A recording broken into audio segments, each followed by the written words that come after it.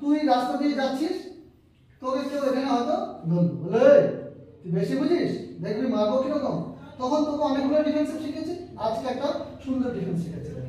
তুই এইবার এখানে ধরলো, এবার উইদিন 1 সেকেন্ড, ঠিক ঠিক এইভাবে যাবি, এইভাবে ঘুরবি, চপ করে মারবি। রেডি? এবার আমি ধরেছি, আস্তে করে একটু ঘোর, রেডি, মার।